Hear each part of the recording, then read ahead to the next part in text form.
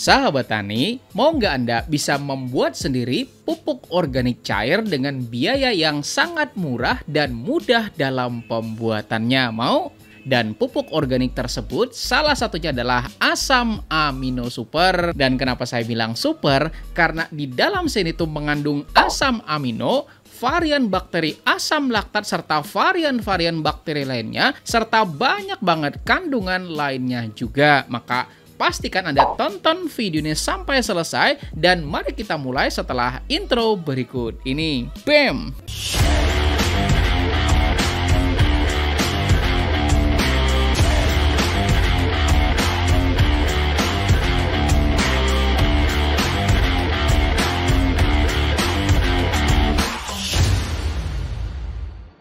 Dan buat Anda yang sudah klik tombol jempolnya dan juga share video ini, mudah-mudahan ilmunya jadi makin berkah dan rezekinya jadi tambah banyak lagi. Amin. Sahabat tani, asam amino adalah hasil dari proses hidrolisis protein menggunakan suatu katalis namanya protease. Dan asam amino sangat-sangat dibutuhkan tanaman buat masa vegetatif dan juga sebagai pengganti pupuk bernitrogen tinggi pada saat musim hujan. Dan tentunya karena asam amino adalah hasil dari proses hidrolisis protein, maka tentu aja bahan-bahannya itu adalah sumber-sumber protein. Dan mari kita uraikan apa aja bahan-bahannya berikut ini.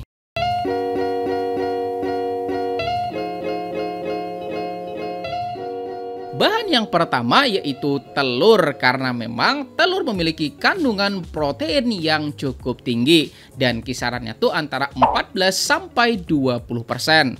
Dan selain itu juga telur memiliki kandungan-kandungan lainnya seperti misal lemak 10-12%, kemudian karbohidrat 2-3%, serta kandungan mineral-mineral lainnya seperti fosfor, kalsium, besi, kemudian vitamin B12, riboflavin, selenium, dan lain sebagainya. Dan untuk telurnya ini maka kita membutuhkan sebanyak 10 biji. Kemudian bahan yang nomor 2 yaitu katalis. Dan khusus untuk katalis ini, pertama adalah enzim bromelain pada nanas, dan yang kedua yaitu enzim papain pada daun pepaya. Dan untuk kebutuhannya, nanas dalam hal ini adalah kulitnya ya sahabat tani. Kita membutuhkan kulit nanas 1 biji dan isinya kita makan aja gitu ya sahabat tani.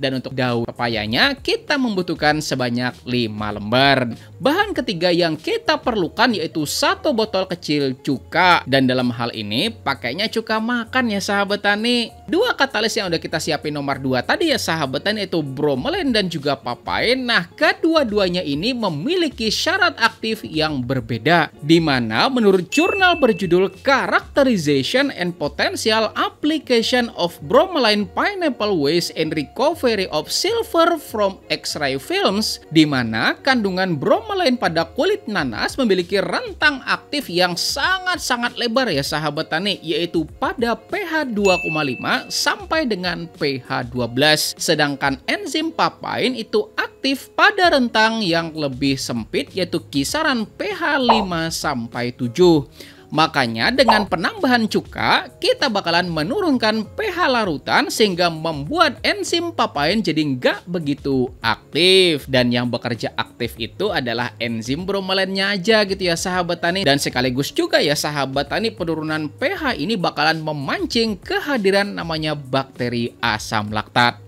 Kemudian bahan keempat yaitu gula, dan gulanya ini bisa pakai gula putih bisa, gula merah juga nggak jadi masalah, atau pakai molasa juga nggak apa-apa. Dan kita butuhnya antara 200 sampai 250 gram. Dan bahan yang terakhir yaitu air kolam ikan, dan keperluannya itu sebanyak 3 liter. Dan kenapa kita pakai air kolam ikan gitu ya sahabat tani ya kan? Karena kita juga mau menambahkan fotosintetik bakteria di dalam asam aminonya.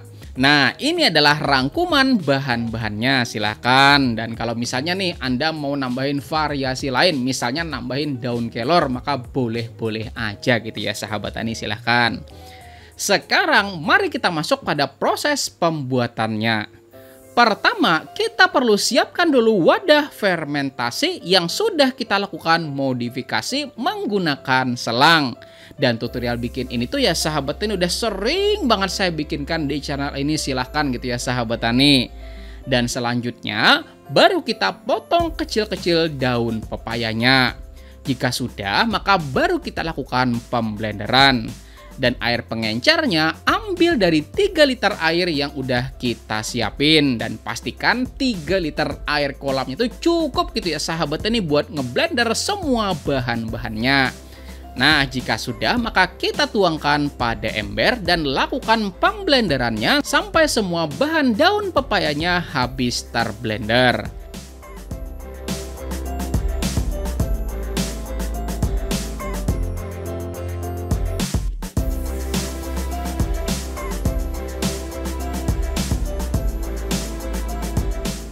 Kemudian selanjutnya kita lakukan pemotongan kecil-kecil kulit nanas untuk nanti kita lakukan juga pemblenderan. Pokoknya ya sahabat tani, air pelarut yang kita gunakan itu harus cukup 3 liter buat ngeblender semua bahan-bahan yang udah kita siapin.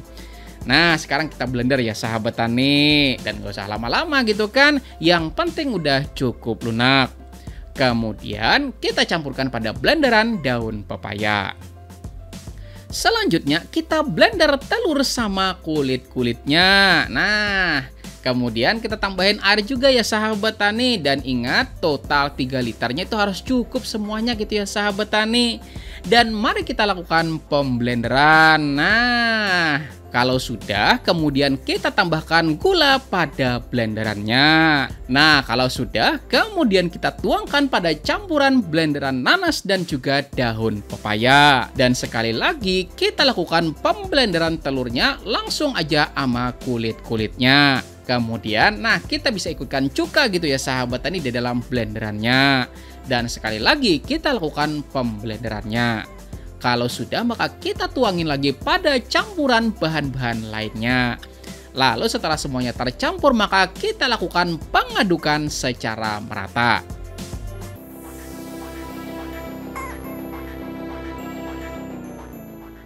Dan setelahnya, maka kita tuangkan pada tank fermentasi menggunakan sebuah corong besar. Nah, pokoknya ya sahabat tani, masukin aja lengkap sama ampas-ampasnya ke dalam tank fermentasinya. Langkah selanjutnya, kita siapin air pada botol air mineral 600 ml.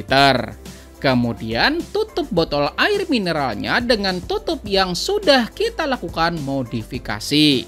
Dan kalau sudah, maka kita tutup juga tank fermentasinya dengan tutup yang juga kita lakukan modifikasi. Nah, maka proses pembuatannya sudah selesai. Selesai gitu ya sahabat tani. Baru selanjutnya kita lakukan proses fermentasinya cukup 3-5 hari aja. Dan dalam proses fermentasinya kita cukup menggantungnya pada tempat yang bisa tersinari oleh matahari. Dan ingat, prosesnya wajib menggunakan wadah berselang gitu ya sahabat tani, karena pada proses ini setelah 2-3 hari kemudian bisa kelihatan gitu ya sahabat tani, setiap 15-20 detik sekali bakalan ada udara yang keluar dari tank fermentasi pada botol yang terisi air gitu ya sahabat tani. Dan setelah 5 hari kemudian maka kita bisa ambil dan sudah bisa kita aplikasikan pada tanaman. Dan sebelum saya jelasin bagaimana cara aplikasinya, nah ini adalah sampel asam amino supernya gitu ya sahabat tani. Dan mari kita coba ukur berapa sih nilai TDS-nya.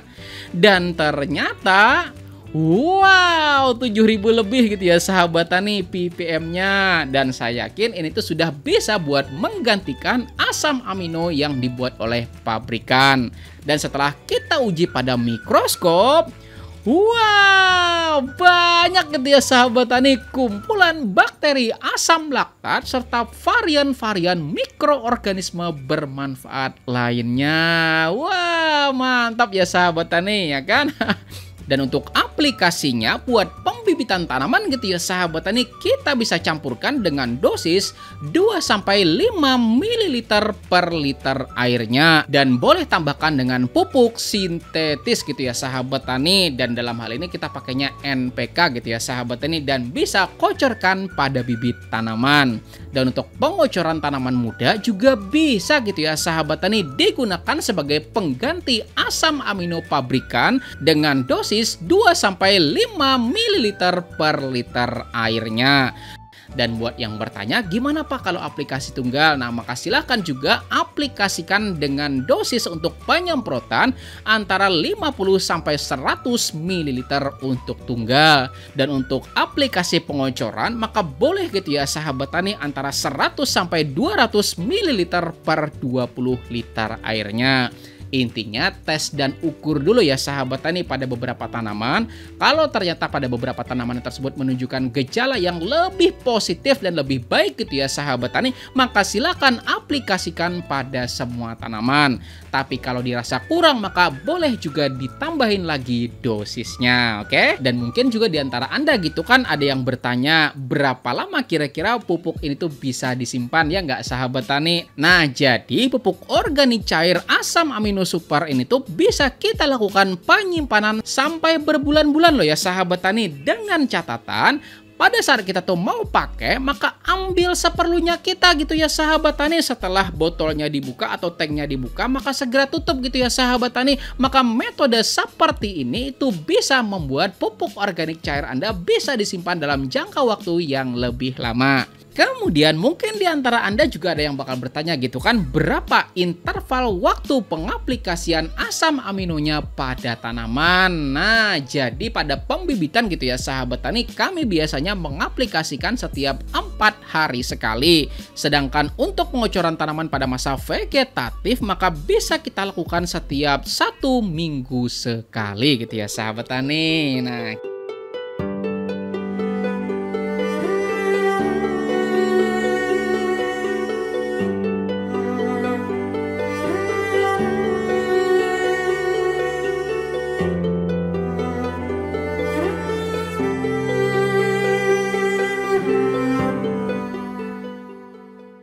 asam amino super, mantap.